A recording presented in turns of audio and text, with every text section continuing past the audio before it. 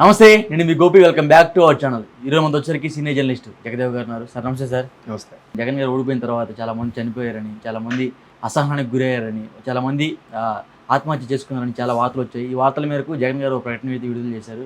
మరలా మేము పాదయాత్ర చేస్తున్నాము, ఓదార్పు యాత్ర చేస్తున్నామని ఒక ప్రెస్ మీట్ అయితే, అంటే అఫీషియల్గా కాకుండా అన్అఫీషియల్గా అయితే చాలా వైరల్ అవుతుంది.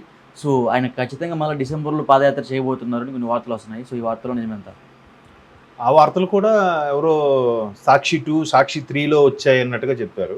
అంటే ఛానల్ పేర్లు నాకు తెలియదు కానీ మేబీ అంటే మళ్ళీ జనాల్లోకి వెళ్ళాలి కదండి. వెళ్ళాలంటే ఏదో ఒక సాకు కావాలిగా.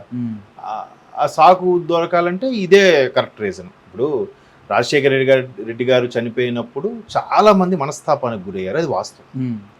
అయితే అంత స్థాయిలో ఇందాక ఏదో ప్రెస్ మీట్లో షర్మిలా గారు కూడా చెప్తున్నారు 7,000 మంది ఎంతమందో చనిపోయారు. మేబీ అంత స్థాయిలో చనిపోయారో లేదో అది నమ్మశక్యంగా లేదు కానీ మనస్తాపానికి గురయ్యారు. కొంతమంది పదుల సంఖ్యలో స్ట్రోక్ వచ్చి ఇబ్బంది పడిన వాళ్ళు కూడా నేను చూశాను. కొంతమంది చనిపోయారు.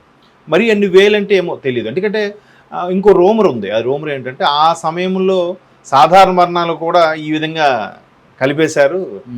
జగన్మోహన్ రెడ్డి గారు పాదయాత్రలో మన ఇంటికి కూడా వస్తారులే, లేదంటే ఏదో అనౌన్స్ చేశారు కదా ఇంటికి ఏదో అన్నట్టుగా. ఆ పాదయాత్ర వెళ్ళినప్పుడు కలిసినప్పుడు వాళ్ళకి ఎంతో కొంత ధన సాయం చేయడం. సో దానికోసం కొంతమంది స్థానికంగా ఉండే నాయకులు కూడా సరేరా వాడు పేద కుటుంబం, వాడికి వస్తే 50,000 లక్ష రూపాయలు వస్తుంది కదా అని చెప్పి ఆ లిస్టులో యాడ్ చేశారని వార్తలు కూడా కొన్ని ఉన్నాయి. అవి తప్పులేదు. అలాంటివి వాటికి అబద్ధం ఆడినా తప్పులేదు. అలాంటి వాటిలో జతపరిచిన ఆ పేద కుటుంబం బాగుపడుతుంది కదా. సో అట్లాగా రాజశేఖర రెడ్డి గారు అయినప్పుడు జరిగింది. నాకు తెలిసి అప్పుడెప్పుడో నా చిన్నప్పుడు రాజీవ్ గాంధీ గారి గురించి విన్నాను కానీ నాకు ఊహ కూడా తెలియదు. అట్లాగా సడన్గా ఒక మంచి నేతలు ఇదైపోయినప్పుడు ఈ విధంగా జరుగుతుంటాయి. అయితే ఇప్పుడు ప్రభుత్వం ఓడిపోయినప్పుడు చాలామంది చనిపోయారు అనేది మాత్రం నేను అంతగా విశ్వసించట్లేదు. మేబీ ఇంతకుముందు చెప్పిన రీజన్ లాగా ఏదేనో అయి ఉండొచ్చు. బట్ ఏదో ఒక సాకు కావాలి కాబట్టి, ప్రజల్లోకి వెళ్ళడానికి ఏదో ఒక రీజన్ కావాలి కాబట్టి దాన్ని మరలా ఈ విధంగా ఎంచుకుంటున్నారు. ఎందుకంటే ఒకటి దీని మీద కూడా చాలా విమర్శలు వచ్చాయి. మరలా ఇప్పుడు మీరు ఇవాళ అడిగారు, నాకు తెలిసి ఒక 15 days బ్యాక్ కూడా అడిగినట్టున్నారు ఇదే క్వశ్చన్. సార్ ఆయన మళ్ళీ ప్రజల్లోకి వెళ్తారంట అంటే మేము వెళ్ళాలి. వెళ్ళకపోతే పార్టీ మనుగడ అనేది కష్టం. ఒకవేళ రేపొద్దున ఆయన మళ్ళీ అరెస్ట్ అయితే ఏంటి పరిస్థితి అనేది కూడా బిగ్గెస్ట్ క్వశ్చన్. ఇప్పుడు ఈయన ఓదార్పు యాత్ర చేస్తాడు, మళ్ళీ అప్పుడు చేసినప్పుడు కూడా కేసులు అవన్నీ ఇరుక్కున్నాడు. ఆయన ఇంచుమించు ఎంత బలమైన కేసులు అంటే 16 నెలలు 18 నెలల్లో బయటికి రాలేనంత పరిస్థితి ఏర్పడింది. మరి అటువంటి పరిస్థితుల్లో పార్టీ నిలబడిందని అంటే బికాజ్ ఆఫ్ షర్మిలా గారు పాదయాత్ర, షర్మిలా గారు మళ్ళీ దాన్ని కొనసాగించడం, పార్టీని అంతటినీ గ్రిప్లో పెట్టుకోవడం, రాజశేఖర రెడ్డి గారి బిడ్డగా కాబట్టి అక్కడ నిజంగా రాజశేఖర రెడ్డి గారి బిడ్డ కాకపోతే షర్మిలా గారు ఎందుకు పాదయాత్ర చేయాలి?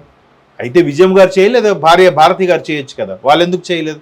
షర్మిలా గారితో ఎందుకు చేయించారంటే రాజశేఖర రెడ్డి గారి రక్తం ఈవిడైతేనే మనకి మరలా ఆదరణ పెరుగుతుంది, మన ఓట్ బ్యాంక్ ఎటు పోదని ఈవిడికి చెప్పారు. ఇప్పుడు మొన్న ఎప్పుడైతే ఆవిడ వీళ్ళకి పోటీగా నిలబడిందో షర్మిలా రెడ్డే కాదు అసలు, మస్మునూరి షర్మిలా శాస్త్రి ఇవన్నీ చెప్పారు. మరి అప్పుడు అవన్నీ మర్చిపోయారా? సో మొత్తానికి మరలా ఇప్పుడు జనాల్లోకి వెళ్ళాలి. వాళ్ళ మనుగడ నేను లేదు రాజకీయాల్లో నాకు ప్రతిపక్ష హోదా లేకపోయినా మీకోసం పోరాడతాను, మీకు చేస్తాను, లేదా నేను కొన్ని పట్టించుకోలేకపోయినా అని చెప్పాలి. అలా చెప్పరు. మళ్ళీ అంటే బయట కొన్ని వార్తలు వస్తున్నాయి. ఏమిటని? జనాన్ని ఓదార్చడం కాదు, జనమే జగన్ ఓదార్చుతారంట. అయ్యుండొచ్చు. లేదు, జగన్మోహన్ రెడ్డి గారే వెళ్ళి ఎవరెవరైతే ఇంకా కొంచెం అభిమానం పోక ఉన్నారో వాళ్ళని ఓదార్చుకోవాలి. వాళ్ళు వీళ్ళు ప్రజలు వెళ్ళి ఈయన్ని ఓదార్చే పరిస్థితి లేదు. నేను అదే అనుకుంటున్నాను. ఎందుకు లేదు అని అంటే ఇంత స్థాయి వ్యతిరేకత ఉంటుందని ఎవరు అనుకోలేరు. భయంకో లేదా భయంతో కూడిన భక్తికో వీళ్ళందరూ ఓపిక పెట్టారు, రాలేదు. ఏదైతే సిద్ధం సభలకు జనాలు వచ్చారో లేదా గ్రీన్ మ్యాట్ చేశారో తెలియదు కానీ వచ్చినా కూడా డబ్బులు ఇస్తూ వచ్చారో లేదా భయపడి వచ్చారో, పథకాలు మళ్ళీ మనకు రావని వచ్చారో, 1వ తేదీ కల్లా ఇంటికి పెన్షన్ రాదని వచ్చారో తెలియదు కానీ అలా వచ్చారు. అంటే అభివృద్ధి జరగక ఆయన ఓడిపోయారా, లేకపోతే మంత్రులు మాట్లాడే మాటల వల్ల ఓడిపోయారా? ఒకటి కాదండి. కర్ణుడి చావు కారణాలు ఏంటి? ఇప్పుడు అదొక పర్వం చెప్పాలి. ఇక్కడ 18 పర్వాల్లో మహాభారతం ఒక పర్వం చెప్పాలేమో నాకు తెలిసి. అలాగా ఇప్పుడు దీనికి కారణం అంటే ఏం చెప్తారు? అభివృద్ధేనా? చెప్పండి మీరే. బోల్డ్ ఉన్నాయి. మన ఇదే వేదికగా మనం ఒకసారి మాట్లాడుకున్నాం. నాకు తెలిసి 10 చెప్పాను టకమని. అవును. ఇంకా అది ఆ వీడియో చూసిన ఒక మిత్రుడు ఇంకా ఆ పాయింట్ చెప్పలేదురా, ఈ పాయింట్ చెప్పలేదు, ఇంకొక ఆయనకు 5 చెప్పాడు. ఏంటి, నాకు నా మిత్రుడు తెలిసినవే 15 ఉంటే మరి మేధావి వర్గము బాగా సఫర్ అయిపోయి ఉంటాయి కదా కుటుంబాలు, మరి అవి ఎంతమంది ఇబ్బందులు పడ్డారు, ఎంతమంది ఉసూరుమని ఏడ్చారు కొన్ని ఘటనల ద్వారా. ఇంతకుముందే ఒక కోటమిరెడ్డి సీతారెడ్డి గారు, మరి ఆయన మీడియా సాక్షిగా ఏడ్చుకున్నాడా, ఎవరి వల్ల అంటారు? ఇట్లాంటి రీజన్స్ ఎన్ని ఉన్నాయి. ఇంక నేను మొన్న చెప్పిన రీజన్స్లో ఈ రీజన్ లేదు కదా. సో మొత్తానికి మీరు అన్నట్టు జనం ఈయన్ని ఓదారుస్తారో ఈయనే జనం ఓదారుస్తారో వెయిట్ అండ్ సీ. కాకపోతే ఆదరణ అంత ఉండదు అనుకుంటున్నాను, మళ్ళీ మొబిలైజ్ చేసుకోవాలా తప్ప ఆదరణ అంత ఉండదు. బట్ అప్పుడే స్టార్ట్ చేయరు. ఇంకోటి ఏంటంటే అప్పుడు తల్లి చెల్లి కూడా ఉన్నారు, ఆదరణ వేరు. ఇప్పుడు తల్లి చెల్లి కూడా లేరు ఇంట్లో. రామకృష్ణారెడ్డి గారు, సజ్జల గారా, మరి ఓటమి తర్వాత ప్రెస్ మీట్ పెట్టారా? ఓటమి తర్వాత పెట్టారు కదా, వాళ్ళ క్యాంప్ ఆఫీసులోనే పక్కనే ఉండి ఉన్నారు కదా. ఏమో నాకైతే అంత పెట్టినట్టు అనిపించలేదు. ఓటమి తర్వాత పేరు నాన్నగారు, కొడాల నాన్నగారే ఈ గొడవలు వీటి గురించి ప్రెస్ మీట్ పెట్టి మాట్లాడారు. జగన్మోహన్ రెడ్డి గారు ప్రజల తీర్పుని యాక్సెప్ట్ చేస్తున్నాను కూడా చెప్పలే. చూసారా, అక్కడ గమనించారా? తరువాత అలాగే యాక్సెప్ట్ చేయని వాళ్ళు ప్రజల్లోకి ఏమని వెళ్తాడు ఆయన? అంటే ప్రజలు వీళ్ళ ఆప్యాయతలు ఏమయ్యాయంటే ప్రజలు మోసం చేసినట్టేగా. మరి ఏ ప్రజల దగ్గరికి వెళ్తాడు ఈయన? మళ్ళీ వైసీపీకి సంబంధించిన సోషల్ మీడియాలో ఎటువంటి ట్రోల్స్ వచ్చాయి? ఇంతవరకు ప్రజల్ని మోసం చేసిన నాయకుడు ఉన్నాడు కానీ నాయకుడిని మోసం చేసిన ప్రజలు లేరు అన్నారు. అంటూనే బట్ 2024లో నాయకుడిని ప్రజలు మోసం చేశారని చెప్పి ఏపీ ప్రజలను కింద వేసి చూపించారు. వాళ్ళు ట్రోల్స్ చేశారు అలాగా. మరి ఏపీ ప్రజలు మోసం చేసిన దగ్గరికి మళ్ళీ ఎందుకు వెళ్ళాలి? ఏంటి, మోసం చేస్తే అంటే చొరగబెట్టినా వెన్న రాసేంత మంచితనం ఉందా?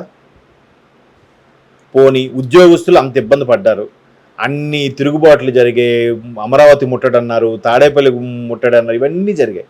మొన్న మేనిఫెస్టోలో ఉద్యోగుల కోసం ఆలోచిస్తాం, ఏది నిర్ణయం తీసుకుంటాను ఒక స్టేట్మెంట్ని ఇచ్చారు, ఇవ్వలేదుగా. గెలిచిన తర్వాతే స్టేట్మెంట్ ఇవ్వని వాళ్ళు, రియలైజ్ అవుతూ పశ్చాత్తాపంతో స్టేట్మెంట్ ఇవ్వని వాళ్ళు ఇంకా గెలవక ముందు ఎలా ఇచ్చారు స్టేట్మెంట్లు? ఓన్లీ మళ్ళీ పాత మేనిఫెస్టోనే మనకు చూసి కాపీ కొట్టారు. 99% ఫుల్ఫిల్ చేసిన ఏకైక పార్టీ ఇండియా మొత్తం మీద మందే అని చెప్పారు తప్ప, మేము ఏవైతే తప్పిదాలు చేసుకోమో ఓవర్కమ్ అవుతాం, వాటి నుంచి మేము పొరపాటుని సరిదిద్దుకుంటాం అని ఎక్కడైనా స్టేట్మెంట్ ఇచ్చారా? ఓడిపోయిన తర్వాత కూడా ప్రజల తీర్పు తప్పని చెప్పారే తప్ప ప్రజల తీర్పుని శిరసా వహిస్తున్నా మరలా ప్రజల మన్నన పొందడానికి ప్రయత్నిస్తా, త్వరలోనే మీ ముందుకు వస్తాను ఎక్కడైనా చెప్పాడు ఆయన? చెప్పలేదా? పవన్ కళ్యాణ్ ఏం చెప్పారండి? రెండింట్లో ఓడించారు, రెండింట్లో కూడా నేను ఏ సామాజిక వర్గానికి చెందానో ఆ సామాజిక వర్గం బలంగా ఉన్నప్పటికీ ఓడిపోయానంటే నాకు ఒక రకమైన ఆనందంగా ఉంది. సో నేను మిమ్మల్ని మెప్పించలేకపోయాను, నమ్మించలేకపోయాను. అండ్ మోర్ ఓవర్ సామాజిక వర్గం పట్ల కూడా మీకు సామాజిక వర్గంతో పని లేదు, మీకు ఎవరైతే కష్టపడి పనిచేస్తారో వాళ్ళకే ఓటేస్తారు మీరు. సో మీ అభిమతం నాకు నచ్చింది, ఇటువంటి ఓటర్లే కావాలి అని చెప్పి ఆ విధంగా మాట్లాడాడు ఆయన. మరలా వచ్చి జనాలకు వచ్చి నేను ఈసారి మీ ఆదరాభిమానాలు పొందుతానన్నాడు, నమ్మకం కుదిరిస్తానన్నాడు. అలాగే కుదిరించాడు. అది కదా, మీరు నన్ను మోసం చేశారా, మీరు నన్ను చీట్ చేశారు, మీ ఆప్యాయతలను ఏమయ్యాయి అంటే ఎవరికెవరు ఓదారిచ్చాలి, అప్పుడు ఎవరు వెళ్తారు చూద్దాం. మరి ఎంతవరకు ఏది ఎలా నడుస్తుందో, అది ఆ ఓదార్పు అనేది రాష్ట్ర అభివృద్ధికి మరలా వీటికి ఇటువంటి ఇబ్బందులకి ఆటంకం కలుగుతుందో లేదా సజావుగా వాళ్ళ పని వాళ్ళు చేసుకుంటారో కూడా చూడాలి కదా. Okay, thank you sir.